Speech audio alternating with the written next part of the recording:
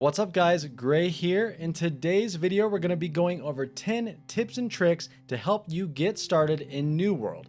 The game is just about to launch. It'll be launching tomorrow. I hope you're excited. I sure am. I cannot wait to dive back into this game.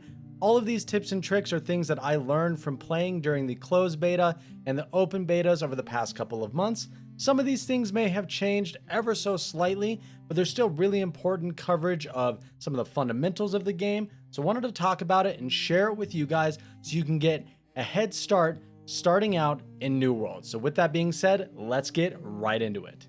Number one on the list is going to be level via crafting. And I know that sounds a little weird, especially when you start to think of MMOs. Normally the first thing you do whenever you get into a new MMO, you search for as many quests as you can, you start running around, killing boars, picking up plants, and gathering stuff for all the NPCs and all the quests and all the busy work that you normally have to do. It's instinct, you're just trained to do that. But New World has a really unique system that will actually allow you to contribute to your faction, focus on crafting, and still level up. And it's actually, sometimes it can be much more efficient than your normal way of leveling by doing quests and such. What you need to do, you head into your town, your faction's town. You can go to the town bounty board, and here, depending on the town, it's going to be different, but there's going to be a number of town projects that are going on at any time. They can have up to 4 projects, and you'll see 3 different quests available for each project. By completing these, you not only contribute towards completing that project, which will do things like upgrade crafting stations, give your faction a buff while in that zone, but they're just usually generic crafting quests. It'll be like gather 90 hides or gather 100 wood or make a set of armor. And you get those quests, you go out, you gather all the materials that you need, you craft those pieces, and you're leveling up your gathering and crafting while also gaining huge XP from these quests. You can really level all of your stuff this way. And I know that it's a little long-winded here. I don't want to get too much into it, but that's how I'm going to be leveling right off the bat. I'm going to run to my town as soon as I can, as soon as we claim some territory, and start grinding that bounty board. Now, a quick disclaimer, the XP was really high. They've nerfed it twice. They might nerf it again, but they may not. It's still not bad for early game. It may not help you out when you're above 30, really pushing those higher levels. The XP does sort of start to fall off, but right off the bat, it's a good way to get started out in New World. Now, on that same note, we're going to look at tip number 2, which sort of ties into that, and that's going to be to craft everything.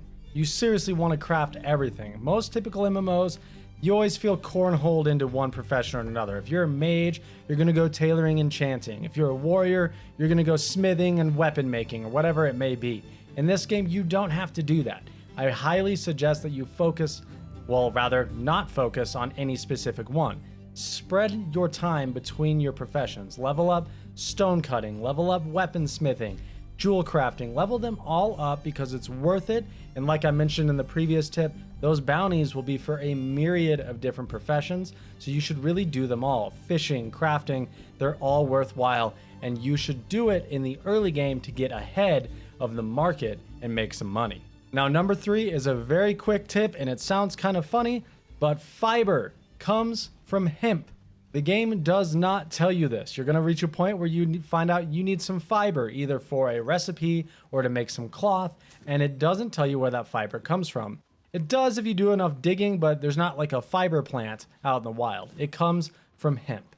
So it's a quick tip. You actually, if you know that, you'll keep an eye out for it. It's pretty distinguishable. Some of you may recognize it if you know what I'm saying, but you'll see it out in the wild. You can harvest that. That's how you get fiber for cloth. Now, shifting gears out of the crafting department to tip number 4, and that's going to be something that's very helpful, and that is the faction token stat swap that you can do. And I know that may sound like a mouthful, but if you're familiar with the game, there are faction vendors in every city, one for each faction. You go up there, they have quests for you to level up your rep with the faction, but they also sell unique weapons and armor that you can buy. You can turn in your faction tokens, you can buy full sets of heavy, medium, and light armor. However, they do come with predetermined stats and rolls on them. So like the light armor naturally is going to have things like intelligence and focus, whereas the heavy armor will have strength and constitution. There are these very handy tokens that are also sold by the faction vendors that will allow you to re-roll the stats on that armor. So if you're really getting unique with your build and you want to use light armor, but you really need it to be strength and constitution, you can change the stats on that gear. Buy that set of light armor, and then you can buy those tokens, take it to a crafting station, and swap the stats out. I did this a number of times because I was experimenting with tons of different builds. I wanted to do a heavy armor mage build, for instance, so I needed heavy armor with intelligence. I also wanted to do a light armor sword and shield build, so I needed light armor with strength. It lets you be really flexible. That way you don't have to grind forever and pray to RNG that you're going to get the gear that you need. You can get it from the faction vendor and swap it around exactly how you need. Now, the next couple of tips are sort of all going to tie together, but there are a number of different things that will all help you out in the long run. They all have to do with traveling inside of this game. And the first one to start us off is going to be to use your camp tactically. And that may sound weird, but you can really take advantage of some of the systems in this game to avoid having to constantly pay that fast travel fee. And if you plant your camp in a smart location, you can save yourself a ton of time and money. What I mean by that is that there's actually a system in the game. You can go into the game menu and manually respawn yourself at any time. It's a really handy trick because whenever you die, you can choose to either respawn at the nearest settlement or at your camp. And that really comes in handy if you know how to play the system right. A good example right here, if we look at this area on the map, you can see where all three of these zones intersect, and they're all pretty close to a settlement. You can see them all right here.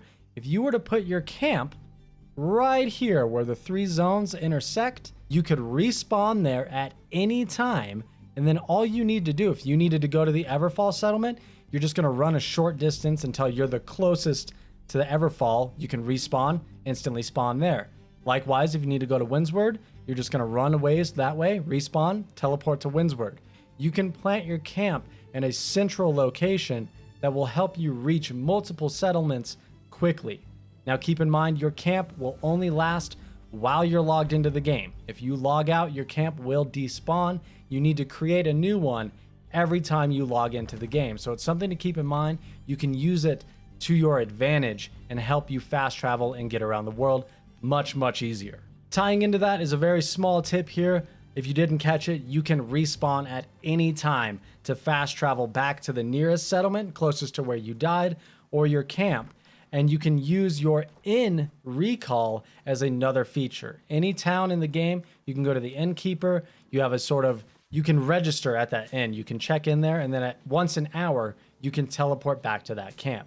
So if you use these things tactically, you won't have to pay the fee for fast travel that often. Yeah, fast travel is convenient, but there'll come times where you really don't have the materials you need to travel, and there's ways around it. It may seem like you gotta hoof it everywhere you go, but there's ways to manipulate the systems in the game. Furthermore, the final point in this little bundle is that houses are also fast travel points. This probably won't come into play until you've leveled up quite a bit, gotten your hands on some money so you can actually afford a house. But once you purchase a house, you will have a permanent fast travel location in that city. I believe you can purchase up to 4 different houses, so you can really plan it out in your end game. You can have houses all over the map, and they have a little bit of a cooldown on how often you can travel there, but you can pay a really small amount of Azoth to reset that cooldown and fast travel back to there. So you'll always have that fast travel point. It's very handy. However, you do have to pay property tax once a week in order to maintain that fast travel point. So something to keep in mind, pros and cons, but it is a nice advantage. Now moving on to number 8 on the list. This one is sort of just a little bit of advice. Not so much a tip, just some advice. And I would recommend that you try every weapon. The thing I love about New World is that you really have the freedom at any time to just stop what you're doing and completely switch it up. If you start out using sword and shield and you're like, yeah, this is getting kind of boring, put it down, grab another weapon, try it out. There's nothing stopping you. Yeah, your stats may not be optimal for a Warhammer if you were using a fire staff before that, but nothing's stopping you from trying the weapon. They're very easy to level up. You can get some skills, get a good idea of what that weapon feels like, and decide if you like it. All the weapons feel really unique. They all have full talent trees and different abilities that make them special, and they're worth trying out because you never know. You might find one that just fits your playstyle. I was playing as a mage the whole time through the beta, and towards the end, I switched it up. I started using sword and shield, and I really loved it. And I wish I would have done it sooner. And had I known I could just switch and experiment, I would have done it much, much sooner. Now, number 9 is sort of a smaller tip, but I find it really cool. In this game, every city has a storage chest, basically. You can store materials, armor, weapons. You can store anything you want in these storage chests in the city. However, it's not like a traditional MMO where you can access that from anywhere. You actually need to be in that city to access the stuff you store there, unless your cities and towns and territories are linked. For instance, you can see these 3 zones here are all linked together by the Syndicate. Anything, I could be here in Brightwood. If I had stuff stored in Morningdale, I would have access to it because we control the connecting territories. You do have to pay a small fee to transfer those goods, but it sure as hell beats having to hoof it all the way over there just because you forgot your iron ore in another city. So if those territories are linked together, you can access any of that equipment. If they're not, well, you're out of luck and you're gonna have to fast travel there and get your stuff. Sort of the benefit of holding your territory for your faction, and I find it to be a really unique mechanic about this game. You can use it to your advantage. And finally, tip number 10 is gonna be very unique for New World, and that's to check the trading post in different cities. This is a really cool thing about this game and something that intrigued me from the start. If you're in one area that's typically peaceful, there's not really war there, things like arrows and potions aren't going to sell for that much. All of the trading posts are individual to the cities that they're in, just like the storage systems, except they're not linked like the storage ones are. So if there's an area that's going to war, you might be able to sell some arrows and potions and armor and things for a bit more gold in those areas because people are going to be trying to stock up before the war. They need arrows. They're just going to run to the nearest trader and buy some. So you can sort of mark it up a little bit and make a little extra money. It's really hard to track all of that. There's no system to check all these prices everywhere, but it's something to keep in mind. Every city has its own unique auction house where you might see something for sale in one city and you won't see it in another area. So something to keep in mind. If you're looking for a specific thing, maybe check another trading post if you can't find it right away. I hope you find the tips in the video helpful. Just a couple things I wanted to share with you. I could talk for days about all the nuance inside of this game, but I thought I'd sort of sum it up in 10 quick tips for you guys getting into the game right at launch. So thank you guys for stopping by. I hope you enjoyed the video. If you did, do me a favor, hit that like button down below and consider subscribing for more New World content. I know we're waiting for the launch of the full game right now, but I can promise you that we will be going hard on this game right at launch, so you don't want to miss out on any of the content. So thank you guys for stopping by. Take care.